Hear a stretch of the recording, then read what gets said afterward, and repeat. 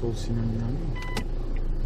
Kalkış yaparken, her kalkış yaptığında sol sinyal, dururken sağ sinyal. Sağa dönerken nasıl dönüyorduk Emre? Sinyali yakmıyor. Nasıl açıyla dönüyoruz?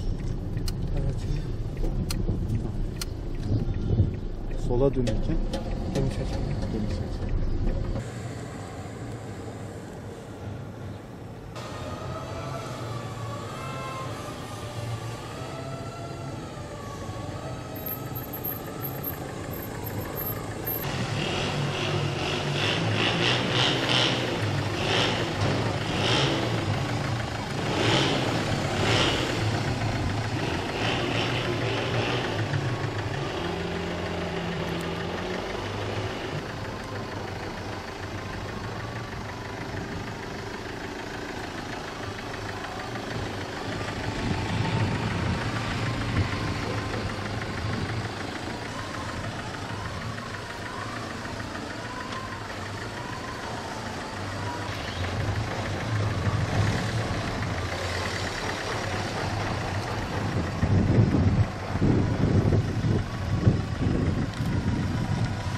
Covid-19 koronavirüs sebebiyle yaklaşık 3 aydır kursumuz eğitim faaliyetlerine ara vermiştir.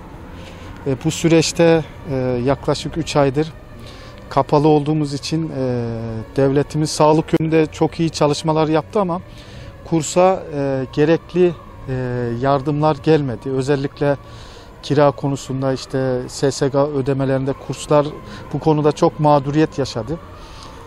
Bugün 1 Haziran itibariyle eğitime başladık.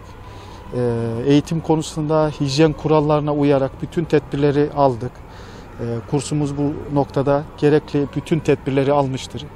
Eğitim öğretime başladık. Devletten özellikle mesela kredi yardımı yaptı ama kredi de faizli olduğu için pek kimse o şeye girmek istemedi.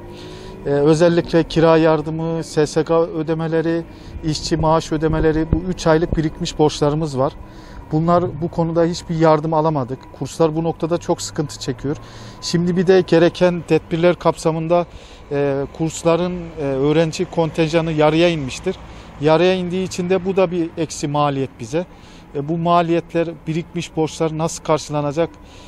Bu konuda devletimizden yardım istiyoruz. Beklentimiz bu yönde.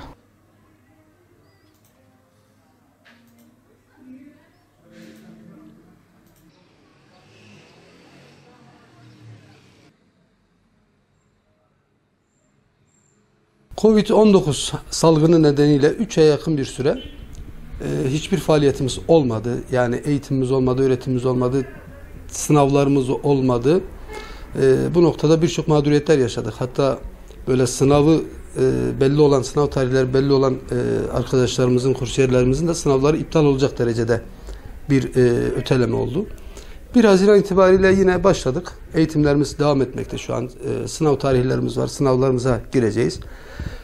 Tabii başlarken yine korona tedbirleri kapsamında bazı tedbirler alacağız. Milli Eğitim'in hem bize şart koştuğu şeyler var. Onları alarak o tedbirlerimizle beraber tekrardan başlayacağız. Yalnız şöyle bir mağduriyetimiz oldu. Biz yarım kontenjan ile başlıyoruz. Türkiye genelinde böyle bir uygulama var.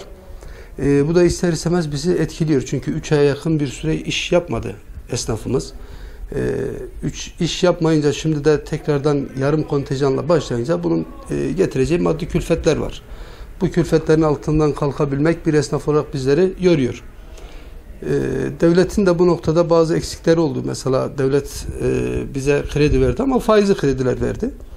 Biz faizli yerine faizsiz olsa idi belki daha rahat ayakta kalırdık. Şu an esnafımızın durumu içler acısı. Esnafımız faiz olduğu için bulaşmak istemediğinden dolayı birçok esnafımız mağdur oldu. Biz devletin bu noktada da bize anlayış göstereceğini, faizsiz krediyi bizlere sunaraktan bizi rahatlatacağını umuyoruz. Şimdi SSK vergimiz bizim çalışmadığımız sürelerde devlet kendisi üstlendi. Bundan sonraki süreçte biz şu an çalışıyoruz. Biz kendimiz yatıracağız ama bizim geçmişe yönelik olaraktan yani yine 3 ay boyunca hayatımız devam etti. Hayatımızı idame ettirmek için bize para lazımdı veya işte örneğin kiralarımız durmadı. Bunun gibi gider kalemlerimiz yine durmadı. Yine çalıştılar. bunları ödeyebilmekte biz zorlandık. Bizim sadece devletten şu an istediğimiz bizlere biraz daha müsamahakar olması, bizi faizsiz olan desteklerle desteklemesi.